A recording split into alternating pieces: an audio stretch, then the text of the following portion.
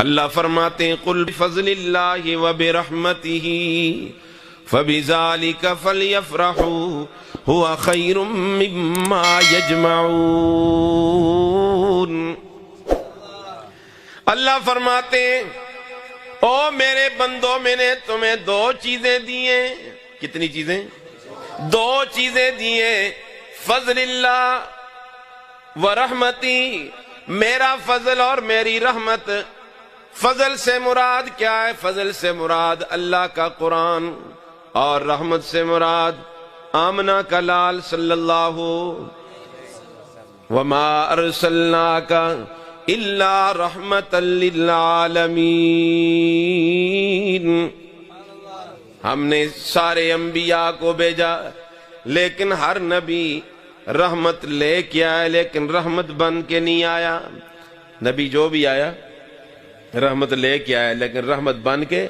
میرے لاڈلے پیغمبر، تو میرا وہ منفرد پیغمبر ہے کہ تجھے میں نے مجسمہ رحمت بنا کے بھیجا، تیرا تو لقب ہی رحمت للعالمین ہو گیا۔ وما ارسلناک الا رحمتا للعالمین۔ میرے محبوب، میرے لاڈلے پیغمبر، تجھے میں نے پوری کائنات کے لیے رحمت بنا کے بھیجا۔ آپ نری رحمت، آپ کا گزرنا بھی رحمت، آپ کا بول بھی رحمت، آپ کا دیکھنا بھی رحمت۔ اللہ اکبر۔ دو چیزیں دی اس امت کو، یاد رکھو، ایک قرآن اور ایک صاحب قرآن۔ قرآن کا مثل بھی کوئی پیش نہیں کر سکتا۔ فَأْتُوا بِسُورَةٍ مِّن مِّثْلِهِ، 3 آیتوں والی سورت، سورہ کوثر بیت اللہ سے لٹکا دی گئی ہے، نہ کوئی اس کا مثل پیش کرے۔ بڑے بڑے قصیدے لکھنے والے آئے، بڑے بڑے شعراء آئے، دیکھتے گئے، آخر کار سب نے آخر میں یہی جملہ لکھا، ما ھذا کلام البشر، یہ کسی انسان کا کلام نہیں، یہ کس کا کلام ہے؟ بولو سارے، کس کا کلام ہے؟ اللہ کا کلام ہے۔ تو اللہ رب العزت نے اس امت کو 2 نعمتیں عطا کی، ایک نعمت قرآن کی صورت میں، دوسری نعمت محمد جوان کی صورت میں۔ قرآن کی جیسی نعمت کا بھی کوئی مقابلہ نہیں کر سکتا، محمد جوان جیسی نعمت کا بھی کوئی مقابلہ۔ قرآن کتنی بڑی نعمت۔ ایک شخص نے قسم اٹھائی، میں اپنی بچی کے جہیز میں کائنات کی ساری نعمتیں دوں گا۔ بڑا امیر تھا، بڑی قسم اٹھا دی اس نے، آخر کار پریشان ہوا، ساری نعمتیں اکٹھی نہ کر سکا، بڑا پریشان ہوا کہ بیٹی کو کیا شادی کر کے دینا تھا، میری تو اپنی بیوی بھی جا رہی ہے۔ لوگوں سے کہنے لگا بڑا پریشان ہوں، کوئی مسئلہ حل کر کے دے دے۔ کسی نے کہا وقت کے امام محمد رحمت اللہ علیہ موجود ہیں۔ مشکل آئے تو علماء کے پاس آتے ہیں نا لوگ، نا جب پریشان، اور کبھی آئے نہ آئے تو اگر معاملہ ختم کر کے پھر تو آ جاتے ہیں نا جی، ہاں جی، طلاق دے کے پھر آ جاتے ہیں، استاد جی اور کچھ کریو، استاد کے کرسی بیچارہ۔ اللہ اکبر۔ استاذوں کو پہلے مشورہ چاہ کرو تو انشاءاللہ کرا لی بات چل سی نا، استاد آخسی محنت کر دیا زینہ دے طلاق اس کو، کہ مصیبت پہ ہی دی توڑتے ہیں۔ ہم تو فٹو فٹ 3 دے دیتے ہیں نا، ایک دم ختم کر دیتے ہیں سارا کام۔ اللہ اللہ، اس طرح نہ کیا کرو، غصے پہ ذرا قابو رکھا کرو۔ امام محمد رحمت اللہ علیہ کے پاس جا کر کہنے لگا حضرت بڑا پریشان ہوں، میں نے قسم اٹھائی کہ اپنی بیٹی کے جہیز میں کائنات کی ساری نعمتیں دوں گا، نہیں دے سکتا، اب کیا کروں؟ امام محمد رحمت اللہ علیہ نے فرمایا آرام سے بیٹھ جاؤ، ابھی مسئلہ حل کر دیتے ہیں۔ امام محمد رحمت اللہ علیہ نے فرمایا کوئی پریشانی کی ضرورت نہیں، اپنی بیٹی کے جہیز میں اللہ کا قرآن دے دے۔ کائنات کی ساری نعمتیں اللہ کے قرآن میں ہیں، کائنات کی ساری نعمتیں اللہ کے قرآن میں۔ قرآن ملا، ہاں جی، سب سے بڑی نعمت ملی، اور محمد الرسول اللہ والی نعمت، اس نعمت کا بھی کوئی مقابلہ۔ فرمایا ایمان والوں کو چاہیے اس نعمت پہ خوش ہو جائیں۔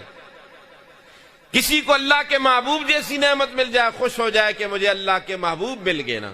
اور صحابہ کو جب ملتے تھے تو وہ خوش ہو جاتے تھے نا۔ حضور کے ایک صحابی ایمان لے آئے، گھر میں ماں نے کہا اپنے چچے کو اطلاع نہیں کرنی، وہ تجھے گھر سے نکال دے گا، جائیداد سے محروم کر دے گا۔ پھر یہی ہوا، اس کو گھر سے بھی نکالا، جائیداد سے بھی محروم کیا، گلے کے کپڑے بھی نکال دیے۔ اب وہ بیچارہ اسی حالت میں ماں کے پاس آیا۔ ماں نے اپنی چادر کے 2 ٹکڑے بنائے، ایک سے اس کے سطر کو ڈھانپا اور ایک اس کے مونڈوں پہ ڈال دیا، اور وہ اسی حالت میں دربار رسالت میں پہنچا۔ اللہ کے محبوب کی خدمت میں حاضر ہو گیا کہ اللہ کے محبوب آئیں گے، میرا سارا غم ختم ہو جائے گا۔ وہ یہ سمجھتے تھے کہ اللہ کے محبوب جیسی نعمت مل جائے، اس سے بڑی نعمت کوئی بھی نہیں ہے نا۔ اب وہ اس حالت میں رو نہیں رہا، خوش ہے، رو نہیں رہا بلکہ خوش ہے کہ ٹھیک ہے میرے گلے کے کپڑے اتار دیے، ٹھیک ہے مجھ سے جائیداد چھین لی گئی، گھر سے میں نکال دیا گیا ہوں، لیکن محبوب کائنات کی جو نعمت ملی ہے، اس نعمت کا کوئی نعمت مقابلہ۔ تو شاعر نے کیا کہا؟ ادھر ٹکڑے تھا دامن، ادھر پرزے گریباں تھا، ادھر ٹکڑے تھا دامن، ادھر پرزے گریباں تھا، مگر مانند گل ان پھٹے حالوں میں خنداں تھا، کسی کی یاد میں بیٹھے جو سب سے بے غرض ہو کر، کسی کی یاد میں بیٹھے جو سب سے بے غرض ہو کر، پھر اپنا بوریا بھی ہمیں تخت سلیماں تھا۔ وہ بوریا نشین چٹائیوں پہ بیٹھنے والے وہ یوں محسوس کرتے تھے کہ ہم تخت سلیمانی پہ بیٹھ گئے، ہمیں کائنات کی وہ نعمت ملی ہے کہ اس نعمت کا کوئی نعمت مقابلہ نہیں کر سکتی۔ اس لیے اللہ کا قرآن کہتے ہیں اس نعمت پہ خوش ہو جایا کرو۔ جب اللہ کے محبوب کا تذکرہ ہو، اللہ کے محبوب کا نام لیا جائے، تو ایمان والوں کو اس پر خوشی کا اظہار کرنا چاہیے کہ محبوب کائنات جیسی نعمت کائنات میں کوئی نہیں۔ جن کو یہ نعمتیں مل گئیں، سنو حضور علیہ الصلوۃ والسلام کی ازواج مطہرات، انہوں نے آپس میں مشورہ کیا کہ مال غنیمت بھی زیادہ ہو گیا ہے، مال میں کچھ اضافہ ہو گیا ہے، جاؤ ہم بھی جا کر مطالبہ کرتی ہیں اللہ کے محبوب ہمارے نان نفقے میں تھوڑا سا اضافہ ہو جائے، ہمارے نان نفقے میں تھوڑا سا، یہ ایک جائز مطالبہ تھا ان کا۔ مطالبہ لے کے سید عائشہ صدیقہ رضی اللہ تعالیٰ عنہ حضور کی خدمت اقدس میں حاضر ہوئیں کہ ازواج مطہرات یہ مطالبہ کر رہی ہیں۔ حضور علیہ الصلوۃ والسلام نے فرمایا ٹھیک ہے انتظام کرتا ہوں، لیکن اللہ رب العزت کو یہ انداز پسند نہ آیا۔ فرمایا تمہارے پاس اللہ کے محبوب جیسی نعمت موجود ہے، کس چیز کے پیچھے لگ گئی ہو؟ اللہ رب العزت نے اپنے پیارے محبوب سے فرمایا میرے لاڈلے پیغمبر اپنی بیویوں کے سامنے 2 راستے رکھو۔ کتنے راستے؟ کہ ان 2 راستوں میں ایک راستہ قبول کر لیں، یا آپ کو پسند کریں یا دنیا کی نعمتیں پسند کریں۔ اگر دنیا کی نعمتیں چاہیں گی پھر تو انہیں نہیں ملے گا، اور اگر تجھے پسند کریں گی تو پھر کائنات کی ساری نعمتیں ان کے قدموں پہ نچھاور کر دوں گا۔ اللہ رب العزت کے پاک پیغمبر نے اپنی بیویوں کو بلا کر یہ دونوں راستے ان کے سامنے رکھ دیے کہ میرا رب تو یہ کہہ رہا ہے تمہارا مطالبہ ٹھیک ہے اپنی جگہ پہ، لیکن تمہیں مجھ جیسی جو نعمت ملی ہے یا اس کو قبول کرو یا دنیا کی نعمتوں کو قبول کرو۔ ساری ازواج مطہرات نے جواب دیا اللہ کے محبوب یہ تو ویسے ہم نے مطالبہ کر لیا تھا، ہم کائنات کی ساری نعمتیں چھوڑ سکتی ہیں، پر آپ جیسی نعمت کو چھوڑنے کے لیے ہم تیار۔ جب انہوں نے اللہ کے محبوب کی نعمت کو پسند کر لیا تو پھر قرآن نے ازواج مطہرات کو جو عزت دی، جو مقام دیا، وہ مرتبہ دیا۔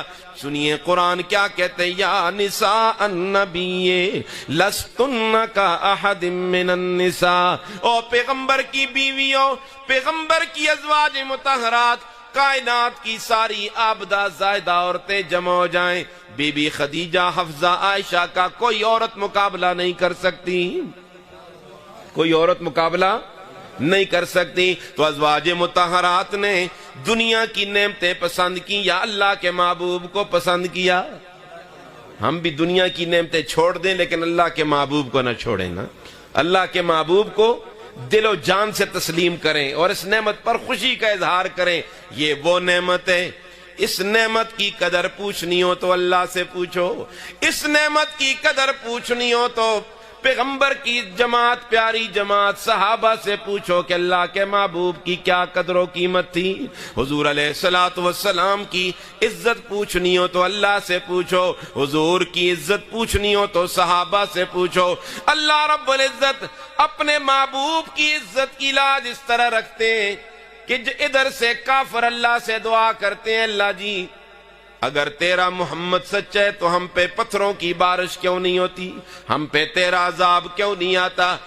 اللہ رب العزت نے عذاب نہیں اتارا، اللہ کے محبوب پریشان ہو جاتے ہیں، میرے اللہ جی پہلی امتوں پہ بن مانگے عذاب آ جاتا تھا، ان کافروں پہ عذاب آ جاتا تھا، میری امت کے کافر عذاب مانگتے بھی ہیں، عذاب کے مستحق بھی ہیں، رب عذاب کیوں نہیں آتا؟ سنو اللہ کی نگاہوں میں اپنے محبوب کی عزت، قدر و قیمت۔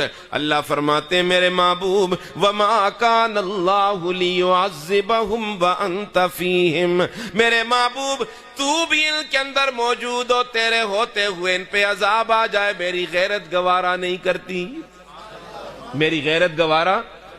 باپ بیٹے کو باپ کے چہرے سے حیا نہیں آتی، اللہ کو اپنے محبوب کے چہرے سے حیا آ جاتی ہے، میرا محبوب بھی موجود ہو، اس کے ہوتے ہوئے میں عذاب اتار دوں، میری غیرت گوارا۔ اللہ رب العزت نے اپنے محبوب کے چہرے کی عزت کی لاج اس طرح رکھی، اللہ رب العزت کے پاک پیغمبر بار بار اپنی نگاہیں آسمان کی طرف اٹھا رہے ہیں، اللہ رب العزت نے قرآن بنایا قد نرا تقلب وجہک فی السماء، میرے لاڈلے پیغمبر تیرا چہرہ بار بار آسمان کی طرف اس لیے اٹھ رہا ہے کہ بیت اللہ قبلہ بن جائے، بیت المقدس قبلہ نہ رہے۔ اللہ رب العزت نے اپنے محبوب کی چہرے کی عزت کی لاج رکھتے ہوئے فرمایا فَلَنُوَلِّيَنَّكَ قِبْلَةً تَرْضَاهَا، میرے محبوب تیرے لیے تیری خواہش پر میں نے بیت المقدس کو قبلہ تبدیل کر کے بیت اللہ کو تیرے لیے اور تیری امت کے لیے قبلہ بنا دیا۔ اللہ کے محبوب کی عزت پوچھنی ہو تو اللہ سے پوچھو، اللہ کے محبوب کی قدر و قیمت پوچھنی ہو تو محمد کے صحابہ سے پوچھو، جنہوں نے اللہ کے محبوب کے لیے اپنی جانوں کے نذرانے بھی پیش کر دیے، اللہ کے محبوب کی عزت کے لیے اپنے ماں باپ کو بھی قربان کر دیا۔ حضور کی ایک بیوی مومنوں کی ماں گھر میں موجود ہے، اس کا ابا گھر میں آ جاتا ہے، باپ اس کا کافر تھا، آ کر جب چارپائی پہ بیٹھنے لگا تو حضور علیہ الصلوۃ والسلام کی زوجہ محترمہ نے چارپائی سے تلائی اٹھا دی، چادر اٹھا دی، باپ پوچھنے لگا میں اس کے قابل نہیں ہوں یا یہ میرے قابل نہیں ہے؟ سنو بیٹی نے کیا جواب دیا، سن میرے ابا جی، ہے تو میرا باپ قابل احترام، باپ کافر بھی ہو تب بھی قابل احترام ہے، لیکن ابا جی سنو نا، تو کفر کی حالت میں اللہ کے محبوب کے بستر پہ نہیں بیٹھ سکتا، تو اس بستر کے قابل نہیں ہے، تو اس بستر کے قابل۔ ہم غیروں سے یاریاں بھی لگائیں اور عاشق رسول بھی بنیں، غیروں سے یاریاں بھی لگائیں، قادیانیوں کو تحفظ بھی دیں اور ہم عاشق رسول بھی ہیں، پھر بھی عاشق رسول، پھر بھی ہمارا ایمان کہیں نہیں جاتا۔ نہیں میرے بھائیوں، ایک ہی راستہ اختیار کرو، دو رنگی چھوڑ دے، یک رنگ ہو جا، سراسر موم یا سنگ ہو جا۔ یہ کیا آدھا تیتر آدھا بٹیر بنا ہوا ہے، سیدھا مسلمان بنو یا سیدھے پکا کافر بن جائے بس ٹھیک ہے، کوئی منافقت درمیان میں کون سی چیز ہے کہ ادھر بھی یاریاں اور ادھر بھی یاریاں؟ اللہ کو نفاق پسند نہیں، یاد رکھو۔ دو نظریے قرآن نے دیے، یا کفر والا نظریہ یا اسلام والا نظریہ، یہ منافقت والا کون سا نظریہ؟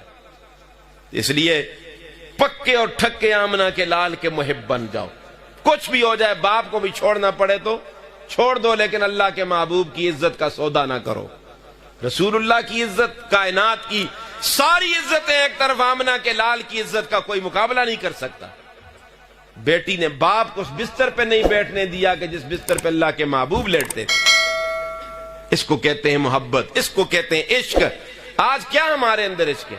عشق کے دعوے ہم کرتے ہیں، لیکن عشق کے دعوے میں ہم سچے نہیں ہیں میرے بھائی، ہم جھوٹے عشق کے دعوے کر رہے ہیں۔ زبان پہ عشق کا دعویٰ، دل میں ہم نے کسی اور کو جگہ دی ہوئی ہے۔ اور صحابہ کرام ادھر سے بھی زبان پر جو دعویٰ تھا وہ بھی سچا، اندر بھی دعویٰ سچا، اندر باہر سے ایک تھے، کچھ بھی ہو جائے۔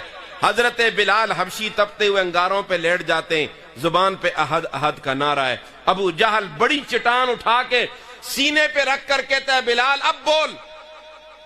اب بھی اپنے یار محمد کو چھوڑتا ہے کہ نہیں چھوڑتا؟ سنو، ظلم پر ظلم سہ کر یہ بولے بلال، ظالموں یہ تمہارا غلط ہے خیال، دامن مصطفیٰ کو میں کیوں چھوڑ دوں، اتنا کمزور ایمان ہمارا نہیں۔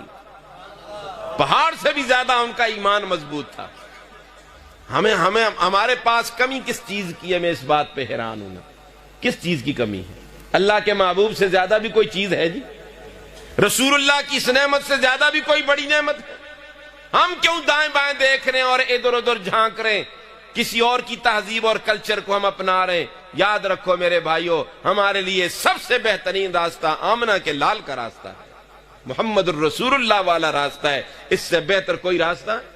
شیخ سعدی رحمت اللہ علیہ نے اسی راستے کی طرف دعوت دی، فرمایا مپندار سعدی کی راہ صفا، مپندار سعدی کی راہ صفا، تواں رفت جز پہ در مصطفیٰ، خلاف پیمبر کسے راہ گزید، کہ ہرگز بمنزل نہ خواہد رسید۔ پیغمبر کی مخالفت کر کے تو مدینے نہیں پہنچ سکتا، مدینے جانے کے لیے پیغمبر کی وردی بھی پہننی پڑے گی، مدینے جانے کے لیے ٹکٹ بھی مدینے کا لینا پڑے گا۔ جیب میں ٹکٹ ڈالا ہوا انگلستان کا، زبان سے کہہ رہا مدینے جا رہا ہوں، مدینے جانے کے لیے ٹکٹ بھی مدینے کا۔ بولو ضروری ہے مصطفیٰ والا بننے کے لیے وردی بھی مصطفیٰ والی؟ بولو نا یار، ضروری ہے کہ ایک آدمی کہتا ہے میں مصطفیٰ والا ہوں، وردی اس کی مصطفیٰ والی نہیں، تو مصطفیٰ والی وردی ضروری ہے کہ نہیں؟ یہ وردی پہنو گے تو کامیاب رہو گے، یہ اسی وردی میں کامیابی ہے۔ اللہ کے محبوب کی سنتوں میں، سیرت اور صورت میں کامیابی اللہ نے جو رکھی ہے، وہ کامیابی کسی چیز کے اندر نہیں۔ دیکھو صحابہ کرام رضوان اللہ تعالی علیہم اجمعین، عمرو بن عاص 10,000 کا لشکر لے کے قلعہ فتح کر رہے ہیں، فتح نہیں ہو رہا۔ امیر المومنین فاروق اعظم کو پیغام دیا، امیر المومنین قلعہ فتح نہیں ہو رہا۔